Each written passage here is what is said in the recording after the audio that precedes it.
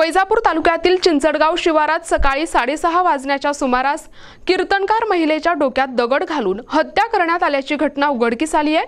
हरिभक्त परायण संगीता आप्पासाहेब पवार असे मयत कीर्तनकार महिलेचे नाव आहे। हरिभक्त परायण संगीता अण्णासाहेब पवार असे घटनेतील मयत कीर्तनकार महिलेचे नाव आहे। या घटनेबाबत मिळालेल्या प्राथमिक माहितीनुसार हरिभक्त परायण संगीता पवार या चिंचडगाव येथील सद्गुरू नारायणगिरी महाराज कन्या आश्रम या ठिकाणी राहत होत्या।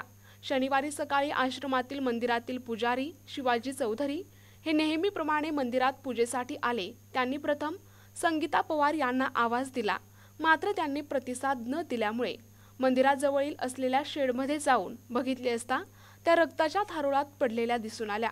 त्यानंतर पोलिसांना माहिती दिली। घटनेची माहिती मिळताच विरगाव पोलीस ठाण्याचे सहाय्यक पोलीस निरीक्षक शंकर वाघमोडे यांनी पथकासह घटनास्थळी धाव घेतली।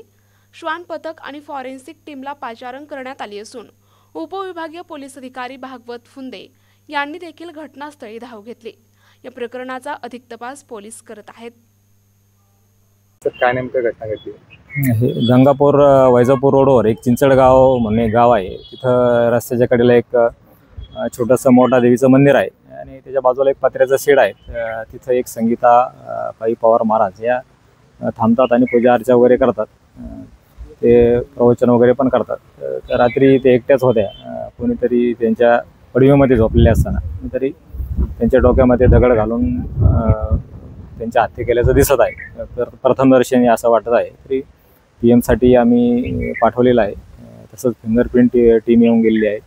डॉग स्क्वॉड पण आलेला आहे। त्याच्यानंतर FSL जे असतात टीम ते पण फॉरेन्सिकच्या टीम पण आलेले आहेत। तसंच स्थानिक गुन्हे शाखेचं पथक आहे। आमचं एक तांत्रिक पथक पण आहे। तसंच वैजापूर टीम, स्थानिक पोलीस आम्ही सर्व अँगलने या घटनेचा तपास करत आहोत। लवकरात लवकर आम्ही खऱ्या गुन्हेगारापर्यंत पोहोचून हा गुन्हा उघडकीस आणू अशी निश्चित ठाम विश्वासाने सांगतो। येथील मंदिरात चोरी वगैरे झाल्याची बाब समोर आली का? इथं कुलूप वगैरे तोडलेलं दिसत आहे, पण देवीची जन्नत आहे आणि बाकी दागिने तसेच शाबूत आहेत। तर बाकी दानपेटीत काही रक्कम होती का ते आता सांगू शकणार नाही, पण तसं काही त्या अंगलने पण आम्ही तपास करत आहोत। काही वादाचा जर प्रकार असला तर त्या अंगलने पण करत आहोत। सर्व अंगलने तपास करून निश्चित खऱ्या गुन्हेगारापर्यंत आम्ही पोहोचू। NTV news Marathi, Chhatrapati Sambhajinagar.